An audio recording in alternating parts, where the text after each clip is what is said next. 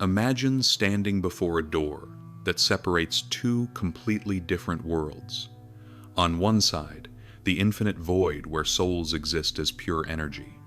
On the other are physical reality, where bodies are formed cell by cell in the mother's womb.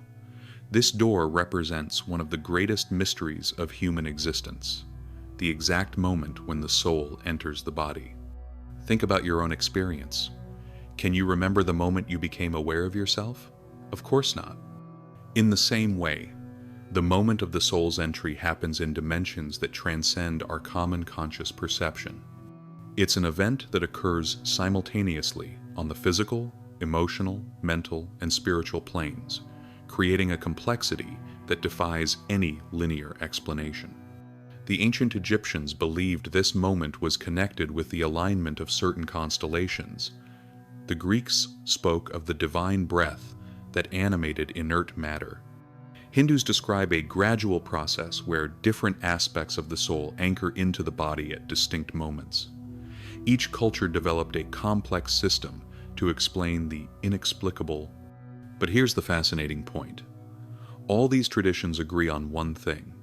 There is indeed a specific moment, a sacred instant, where something fundamental changes. It's not a vague or undefined process. It's a real event, marked by subtle signs that can be perceived by those who know how to observe. Neurologists have discovered that fetal brain activity follows specific patterns that cannot be explained solely by the physical formation of the brain. Quantum physicists speak about states of consciousness that exist beyond dense matter.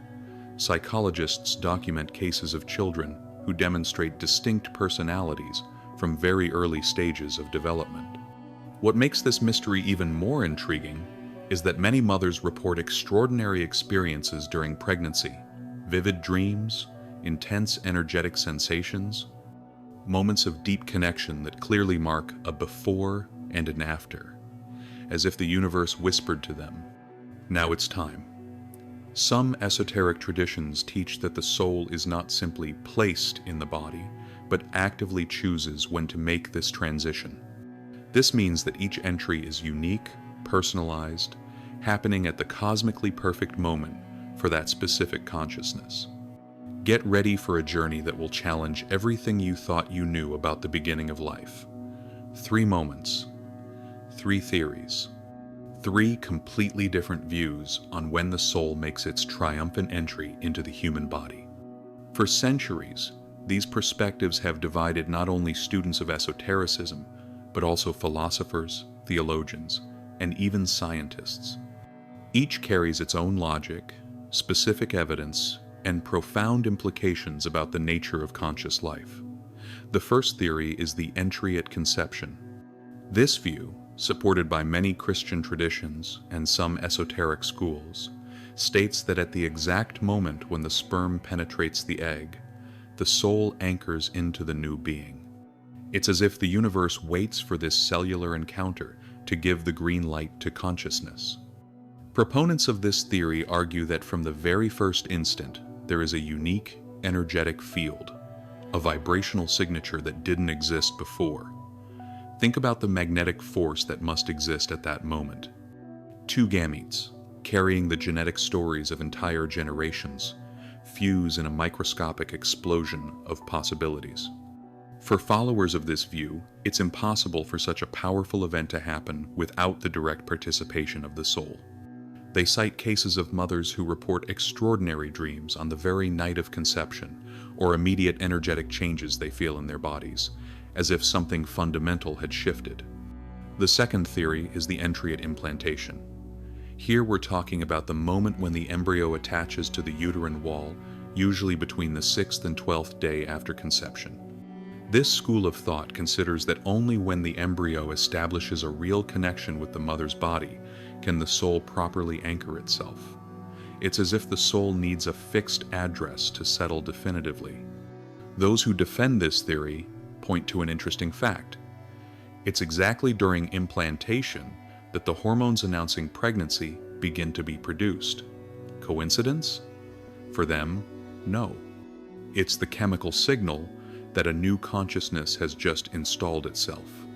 Many shamanic traditions speak of this period as a moment of negotiation between the arriving soul and the body receiving it, a delicate process that takes a few days to complete.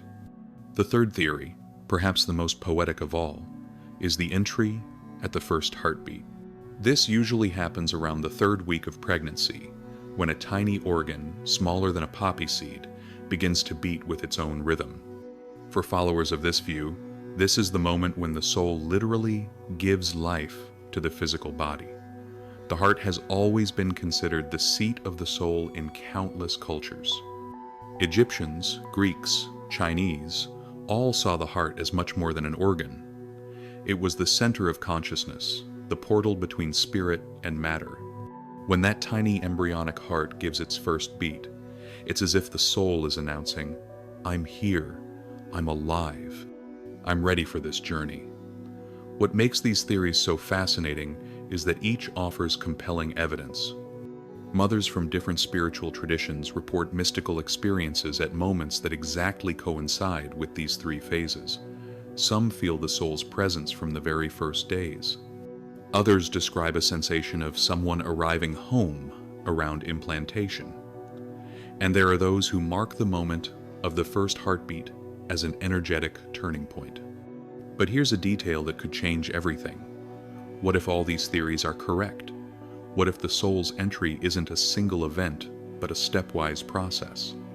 Some advanced esoteric traditions speak exactly of this, different aspects of the soul anchoring at distinct moments. First comes the spark of life, then the emotional connection, finally full consciousness. This layered view would explain why different people have such varied experiences and why each theory finds its own defenders and evidence. What happens in the first 40 days, the sacred period? 40 days. This number appears in virtually every spiritual tradition in the world with a consistency that cannot be a coincidence. 40 days and 40 nights of rain in Noah's flood. 40 years in the desert for the people of Israel. 40 days of Jesus fasting in the desert, 40 days of Buddha meditating under the Bodhi tree. And when we talk about the soul's entry into the human body, the first 40 days of gestation emerge as an absolutely sacred and transformative period. Why exactly 40 days? The answer lies in the cyclical nature of creation. 40 represents a complete cycle of spiritual transformation, enough time for profound changes to become permanently established. In the case of pregnancy, it's during this period that the most fundamental transformations in embryonic development occur. It's as if the universe had established a sacred schedule for the manifestation of conscious life. During the first 40 days of pregnancy, events occur that seem to follow a cosmic script. In the first week, conception and the initial moments of cell division. In the second and third weeks, implantation and the beginning of the formation of vital organs. In the fourth week, the first heartbeat. And so on, each week bringing specific milestones that build the foundation for conscious life. Esoteric traditions teach that during these initial 40 days, there is constant communication between the arriving soul and the spiritual plane from which it originates. It's as if there were an energetic umbilical cord connecting the new consciousness to higher dimensions, allowing for final adjustments and preparations for full incarnation. Many mothers report extraordinary experiences specifically during this initial period. Lucid dreams where they meet the baby's soul, strong sensations of presence at certain times of the day, sudden changes in intuition and energetic perception. One mother told me that during the first 40 days of pregnancy, she would wake up at the same time every night with the clear sensation that someone had arrived to visit her. There was also a fascinating numerological aspect. 40 days correspond to approximately 5 weeks and 5 days. In sacred numerology, the number 5 represents the manifestation of divine will in the material plane. 5 senses, 5 elements, 5 points of the star symbolizing the complete human being. As if during this period the soul were gradually putting on the 5 aspects that will allow its full expression in the physical world.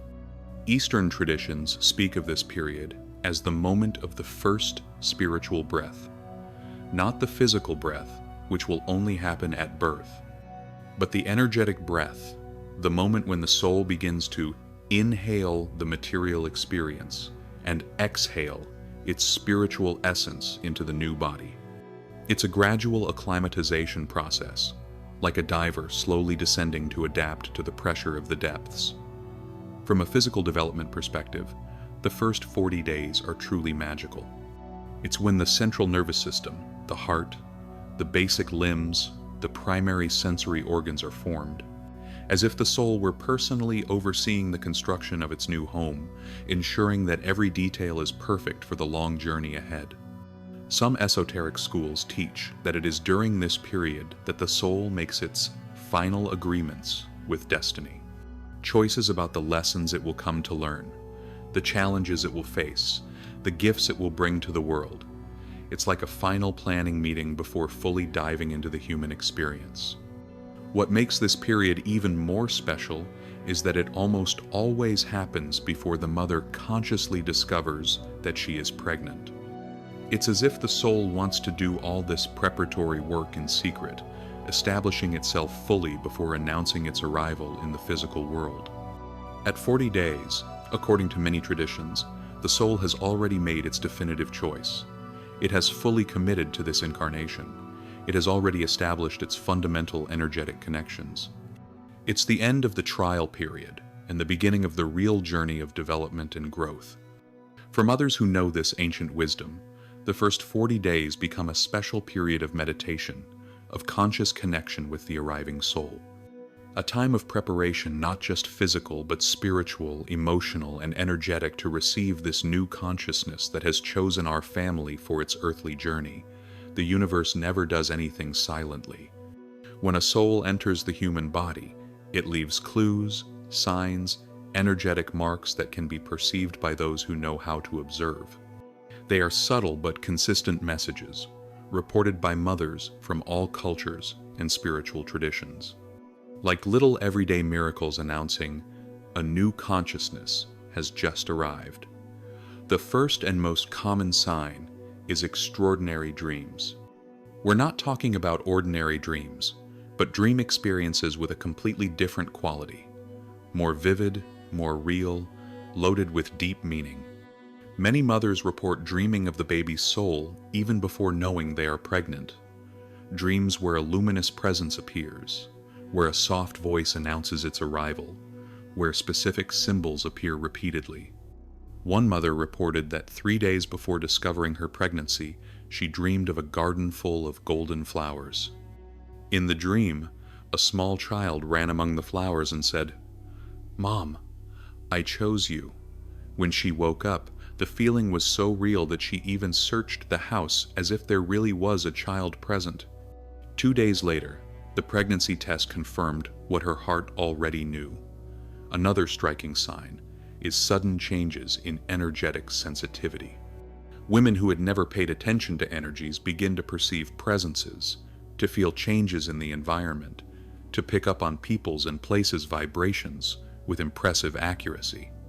It's as if the soul's arrival expanded the mother's energetic receptors, preparing her for the subtle communication that will happen throughout the pregnancy.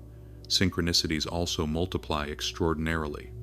Numbers that appear repeatedly, casual encounters with people who bring specific messages, books that fall off shelves with exactly the needed information, songs that play at the perfect moment with lyrics that seem to speak directly to the situation. It's as if the entire universe conspired to confirm and celebrate the arrival of the new soul.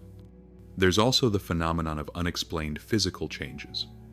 Some mothers report taste alterations that cannot be explained solely by hormones, sudden aversion to foods they always loved, or intense cravings for foods they had never tried.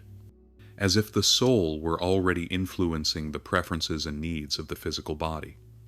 A particularly interesting sign is changes in the perception of time.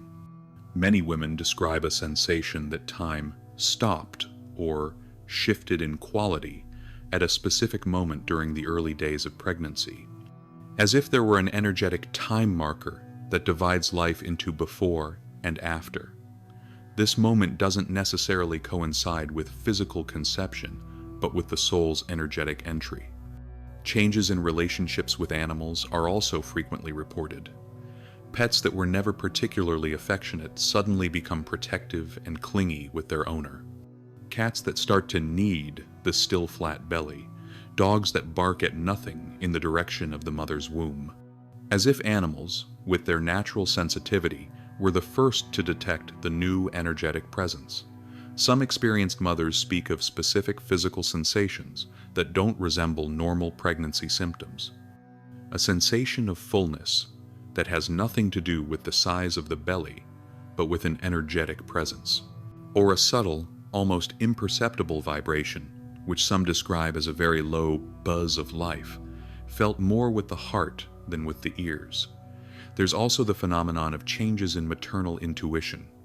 Women who suddenly know things about the baby that hasn't even fully formed yet. Their temperament, preferences, even personality traits that will only become apparent years later. As if the soul were whispering information about itself directly to the mother's heart. The most impressive thing is that these signs are not rare or extraordinary. They happen with surprising frequency, but are often ignored or attributed to other causes. Our materialistic culture has taught us to dismiss these experiences as imagination or hormones. But when we pay attention, when we open our hearts to perceive, we discover that the universe is constantly sending us confirmations of the sacredness of the life that is arriving. Before continuing, I want to invite you to the Quantum Thinking Challenge, a 21-day schedule where you'll reprogram your mind, raise your vibration, and unlock your full intuitive capacity. For 3 weeks, you'll have daily practices to transform your frequency and start picking up the subtle messages the universe is always sending. The first participants have already reported a completely new energetic sensitivity that's transforming their lives. Ready to awaken yours too? Access it in the first pinned comment. While the West debates when the soul enters the body, the East has developed a much more sophisticated understanding of how this process happens. In Hinduism, the soul, or Atman, doesn't simply enter the body. It descends through different layers of existence, passing through 7 vibrational levels until it fully anchors in the physical plane. This process is called Sapta Patala, the 7 falls of consciousness. Each fall represents the soul clothing itself in a new energetic layer, like someone gradually dressing to face increasingly colder weather. The first fall happens at the moment of conception, when the divine spark establishes its first contact with matter. But this is just the initial spark. The following falls correspond to the development of the main chakras, the formation of the energy body, and the establishment of karmic connections.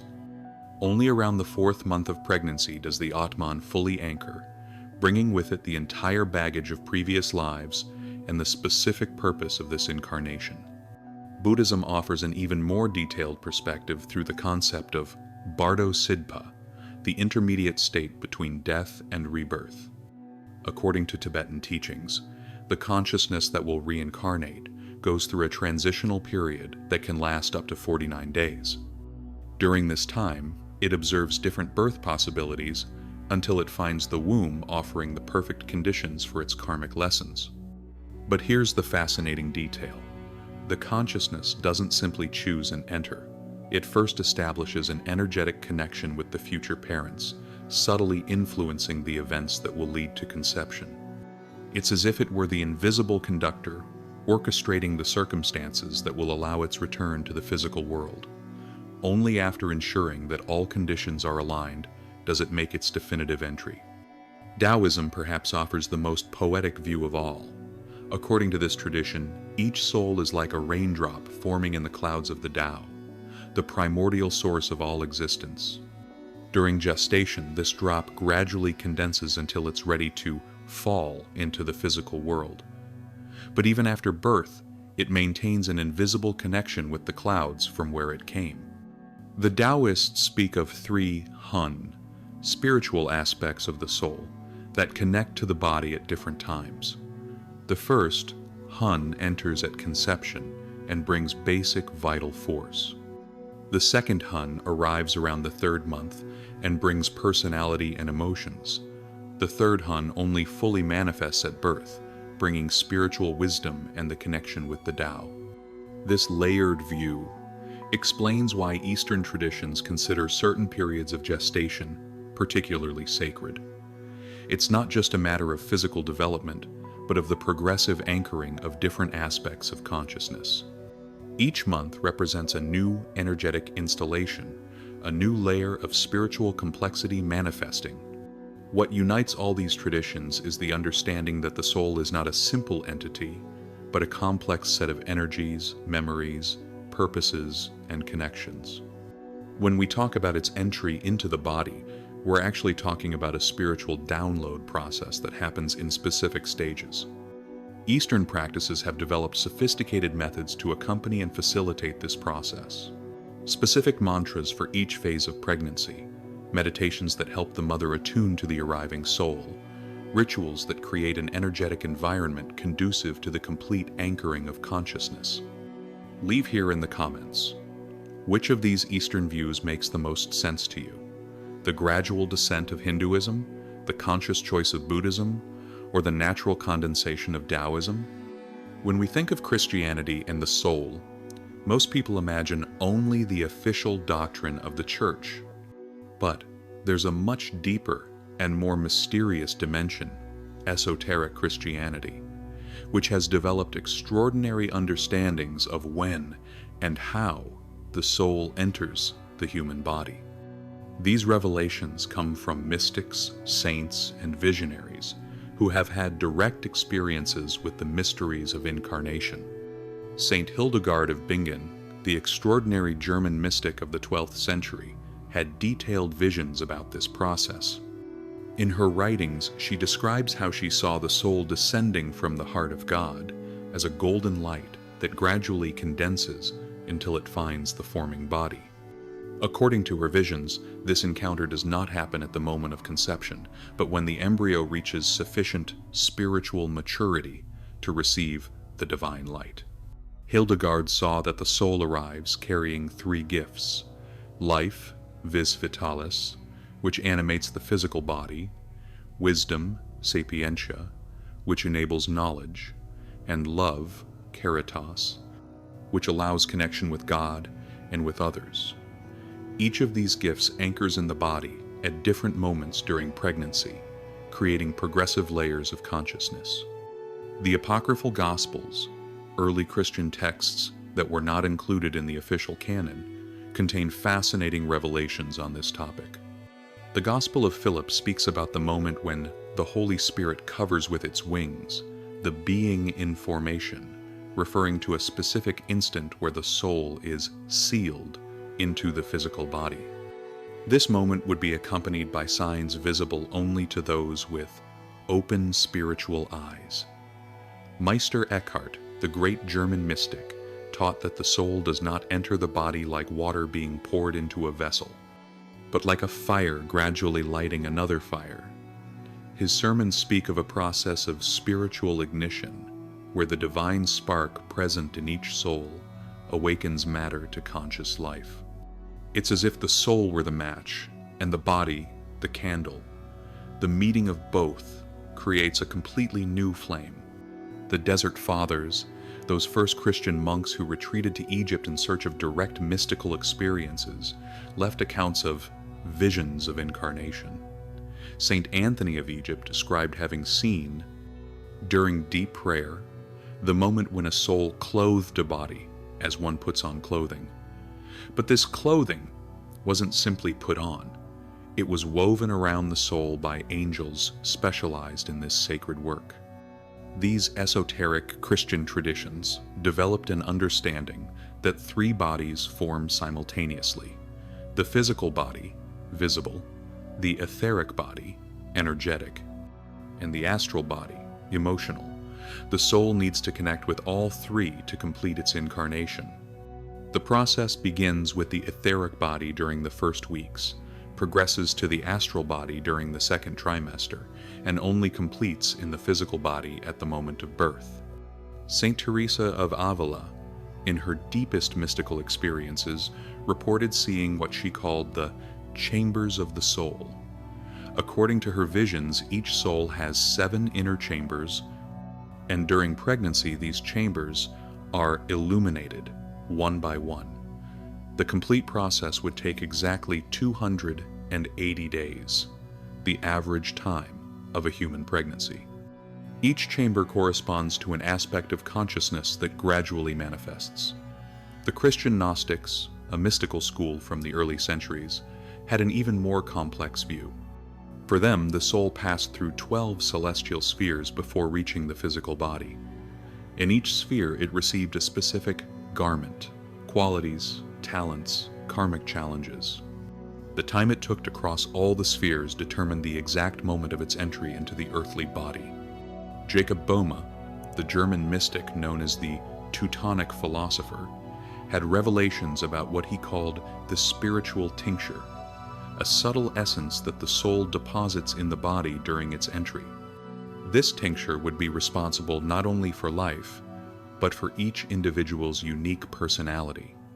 According to Boehme, sensitive mothers can perceive the exact moment when this tincture is deposited through a sensation of divine sweetness that invades their entire being. Emanuel Swedenborg, the Swedish visionary, described in detail what he saw about the soul's entry. According to him, there is a silver cord, an energetic connection, that links the soul to the spiritual worlds throughout earthly life. This cord is established at the moment of incarnation and remains active until physical death. Swedenborg claimed that people with developed spiritual vision can see this cord as a subtle line of light connecting each person to higher dimensions. What unites all these Christian mystics is the view that incarnation is a process assisted by spiritual beings, angels, archangels, or the Holy Spirit itself.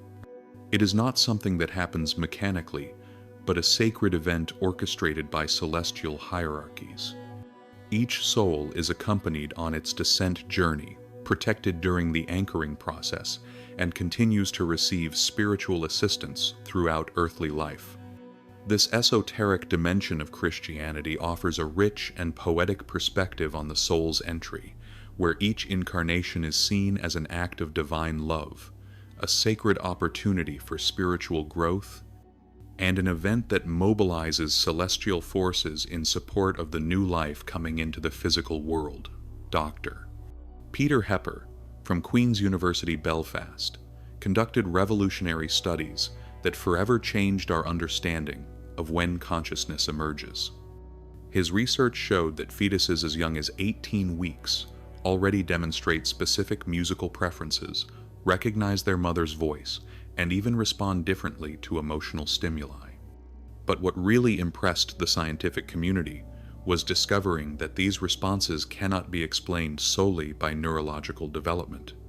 What the studies revealed is even more extraordinary. Fetuses demonstrate distinct personalities long before the nervous system is fully formed. Some appear more active, others calmer. Some respond intensely to classical music, others prefer softer rhythms, as if each one brought with them a unique consciousness signature that manifests independently of brain maturation. Dr. Giuseppe Benvenuto, an Italian neuroscientist, documented cases of fetal memory that defy all conventional explanations. Children who, at 2 to 3 years old, accurately describe events that happened during pregnancy, specific conversations between parents, songs that were played, even details about the environment where the mother was. These memories should not exist according to our current understanding of memory formation, but they persist and are verifiable. Dr. Catherine Monk from Columbia University made unsettling discoveries about emotional synchronization between mother and fetus. Her studies showed that the fetal heartbeat changes not only in response to the mother's physical state, but also to her most subtle thoughts and emotions. It's as if there were constant telepathic communication between two consciousnesses sharing the same physical space. But perhaps the most revolutionary discovery comes from studies on biophotonic fields conducted by Dr. Fritz Albert Popp in Germany. His research showed that living cells emit an extremely subtle light field, biophotons, that appears to carry complex information. During pregnancy, this field around the fetus presents unique patterns that don't correspond to what's expected based solely on cellular activity. It's as if there were an additional light source radiating from the developing being. Dr. Kazuo Murakami's Japanese studies on spontaneous genetic activation brought even more intriguing revelations. His team discovered that during certain phases of pregnancy, specific genes are activated without any identifiable physical stimulus. These genes are related to higher cognitive abilities, creativity, and even intuition, as if an external programming were turning on specific switches in the genetic code. Modern neuroscience has identified something called the critical 25-week period. Around this gestational phase, there is a sudden explosion in neural connectivity that cannot be explained solely by brain growth. Dr. Luca Tomasi from the University of Chieti described this phenomenon as the moment when the fetal brain seems to connect to an external information network. Brainwaves change drastically, showing patterns similar to those of experienced meditators. Recent studies on intrauterine communication revealed that twins develop non-verbal communication systems even in the womb, responding to each other's movements and emotional states in ways that transcend any explanation based on physical proximity. Dr. Marisa Lopez Tejon in Spain documented cases where twins seem to negotiate their positions in the womb through coordinated movements that are impossible to dismiss as coincidence. But what about the role of free will? Does the soul choose when to enter? According to the most advanced traditions, even before physical conception happens, the soul has already begun a complex process of preparation and planning. It studies the available family lineages, analyzes the karmic lessons it needs to learn, evaluates the gifts it wants to develop, and the contributions it wishes to make to the world. It's like a student choosing not only the university, but also the course, the professors, and even classmates. Dr. Michael Newton, through thousands of hypnotherapy regression sessions, documented consistent reports of souls describing this selection process. His research reveals that souls work together with councils of more evolved beings to determine the perfect timing for each incarnation. It's not an impulsive decision, it's the result of careful analyses that take into account cosmic, astrological, familial, and personal factors. But even after choosing the family and establishing the energetic contract with the future parents, the soul still retains the right to decide the exact moment of its entry. It's as if it could observe the first weeks of embryonic development before making a definitive commitment. During this period, it evaluates whether the conditions are truly aligned with its higher purpose. This view explains why some pregnancies end prematurely without apparent medical cause. It wouldn't be a biological failure, but a decision by the soul itself that it wasn't the right time or that the conditions weren't suitable for its specific mission. It's a perspective that brings comfort to many parents who have experienced pregnancy losses, offering a broader understanding of these painful events. The choice of the exact moment of entry is not arbitrary. Advanced astrological traditions teach that each soul waits for specific planetary configurations that align with its life purpose. This means the soul may delay its entry by days or even weeks if astrological conditions aren't appropriate, or it may accelerate the process if a particularly favorable configuration is approaching. Many parents report dreams or mystical experiences where the soul of the future child presents itself even before conception, explaining when it intends to arrive and what kind of experience it wants to live through that family. These encounters happen in subtle dimensions but leave clear and specific memories. Doctor. Sarah Hinze has documented hundreds of these cases in her books about children who come from heaven, parents who receive dream visits from children presenting themselves as future sons or daughters, giving details about their personality, explaining why they chose that family, and even indicating when they plan to be born. This view of the soul as an active agent of its own incarnation creates a shared responsibility between parents and children from the moment of conception. Parents are not just passive vessels, but conscious co-creators working in partnership with a soul that specifically chose to work with them. Understanding that your child specifically chose you, with full knowledge of your qualities and limitations, completely transforms the parenting experience. Every challenge becomes an opportunity for mutual growth. Every difficult moment, a jointly planned lesson for the development of both parties.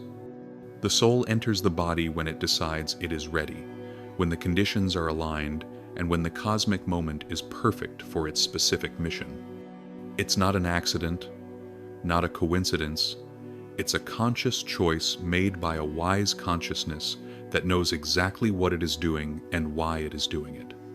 This perspective invites us to see each pregnancy as a sacred event where three wills, father, mother, and baby's soul, unite to co-create a new conscious life experience on planet Earth.